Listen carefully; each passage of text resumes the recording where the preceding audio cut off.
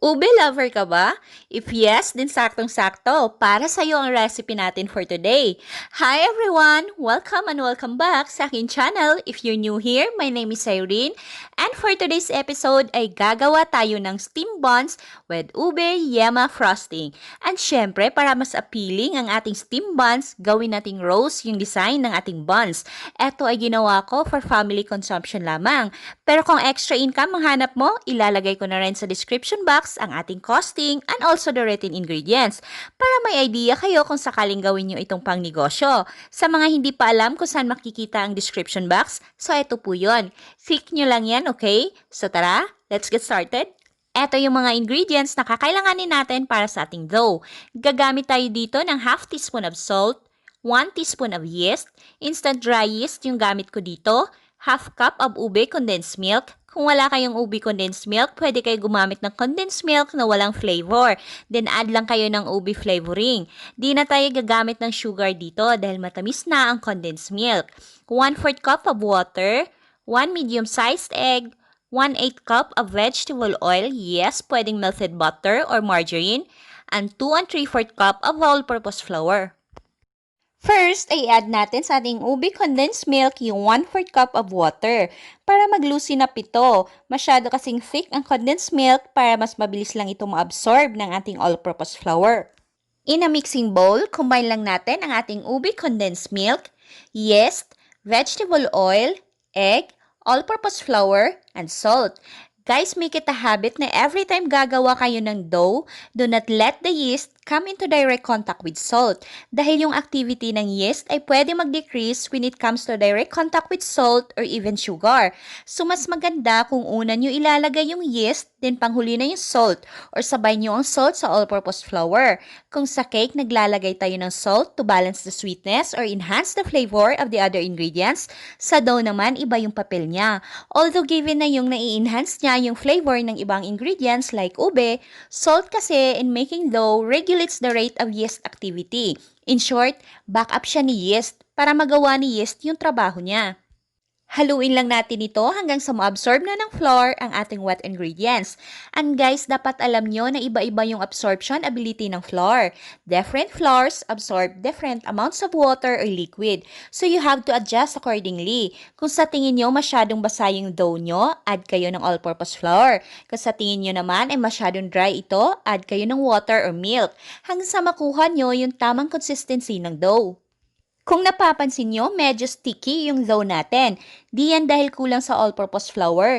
Dahil yan, may condensed milk ang ating dough. But nothing to worry, okay lang yan. Dahil magdadust tayo ng flour sa ating working area para mas less hassle ito masahin mamaya. And disclaimer lang po sa mga masiselan dyan. Naghugas po ako ng mga kamay, okay? Before ako nagmasa. I don't wear gloves pag nagmamasa dahil mahirap magmasa ng naka-gloves. I guess all bakers alam yan. So pag ganito na ang ating dough, elastic na siya at di na basta-basta napupunit pag nag-window pane test tayo, ay pwede na ito i-cover and rest ng 45 minutes to 1 hour or until mag-double na yung size ng ating dough. At habang nire-rest natin ang ating dough, ay i-prepare naman natin ang ating Ube Yema frosting. At para naman sa ating Ube Yema frosting, gagamit tayo dito ng 2 medium-sized egg yolks, 3/4 cup of evaporated milk na may 2 tablespoon ng cornstarch. Then, mix lang natin. Then, add natin ito sa ating beaten egg yolks. Add na rin natin ang ating ube condensed milk. Ang gamit ko dito ay tira ko lang sa ginamit natin sa ating dough. So, ito ay 390 grams of ube condensed milk na binawasan ko ng 1/4 cup. So, kung 1 can of 390 grams ube condensed milk ang gagamitin nyo, gawin yung 1 cup yung evaporated milk. Then, lutuin natin ito over medium-low heat. Continue lang sa paghahalo. Huwag iiwanan para hindi masunog yung ilalim. Pag ganito nakalapot ang ating yema frosting, transfer natin ito sa isang bowl. Nilagay natin ito sa chiller at balikan naman natin ang ating dough. Once na nag-double na yung size ng ating dough, lightly dust your working area with all-purpose flour. Then gamit ang rolling pin ay i-flatten natin ang ating dough. At dahil wala akong donut cutter, baso ang gagamitin ko. Yung mga susunod na steps guys, kung paano gawing rose yung shape ng ating buns, ay panoorin nyo na lang para masundan nyo ng maayos, okay? Dahil mahirap i-explain.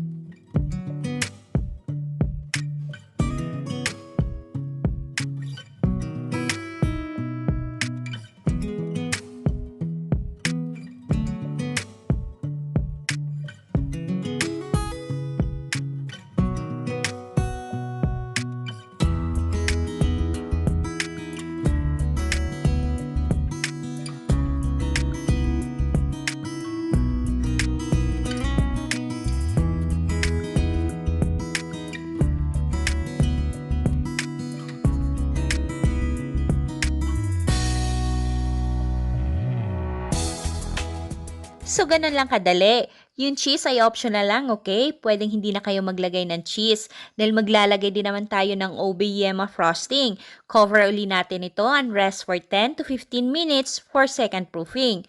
While nire-rest natin ito ay magpakulo na tayo ng tubig sa ating steamer. Sa paglagay ng buns sa ating steamer basket ay dapat hindi dikit-dikit, okay?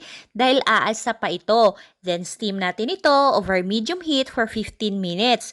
Cover your lid with clean cloth para hindi matuluan ng tubig ang ating mga buns. At habang ini-steam pa natin ang ating roast buns, if you haven't subscribed yet, make sure to smash that subscribe button and don't forget to click the notification bell and click all para ma-notify kayo pag may bago tayong uploads. And guys, may Facebook page na pala tayo. So sa mga handsome and beautiful viewers ko dyan, follow nyo yung Facebook page natin dahil may pag-giveaway tayo soon at doon ako magpo-post ng mechanics. After 15 minutes, ay ready na for frosting ang ating steamed buns. Yung Ube Yema frosting ay nilagay ko lang sa ating piping bag. And ready to serve na for merienda. At syempre, pwede rin ibenta ang ating steamed roast buns with Ube Yema frosting. Ang haba. Guys, you really have to try this. Di kayo magsisisi. Yung tamis ng ating buns ay sakto lang dahil di na tayo nag-add ng sugar dito. Kung ibebenta nyo ito ng 15 pesos each, di kayo mapapahiya dahil may cheese na, may Ube Yema frosting pa. Pero syempre yung retail price natin ay magdedepende sa ginastos natin, okay? So check nyo na lang yung description box para sa ating costing.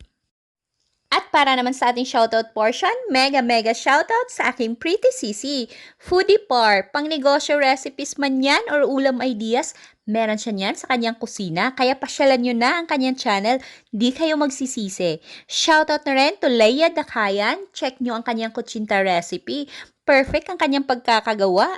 Pasupport na rin ang mga channel na to, Torrid Sarsaparilla, Erolyn Morta, Maya Villarde, Jel's Kitchen, and Abigail TV. Mga baguhang YouTuber po sila na willing din makipagkaibigan sa inyo. And special shoutout na rin sa aking pretty amiga, Hazel Duwaban, to Jeresa Billones, Evelyn Rabi, and Munoz family of Dagupan, Rona May de la Cruz, and to Mendoza family, to Jaya and Dongdong or Jancy. Hello sa inyo! Thank you guys for watching! Disclaimer lang guys ha, yung presyo ng mga ingredients na ilalagay ko sa description box ay pwedeng magkakaiba depende kung gaano kadami ang binili at kung saan binili. Sa retail price ng ating steamed buns with Ube Yema frosting ay pwede nyo dagdagan o bawasan depende kung magkano ginastos nyo. Sana ay nakatulong tong video na to at nabigyan kayo ng idea paano kumita gamit ang maliit na puhunan lamang. At sa mga hindi pa nakapag-subscribe, please subscribe sa ating YouTube channel and please click the notification bell and click all para ma-notify kayo pag may bago tayong uploads. Thank you guys for watching and happy cooking!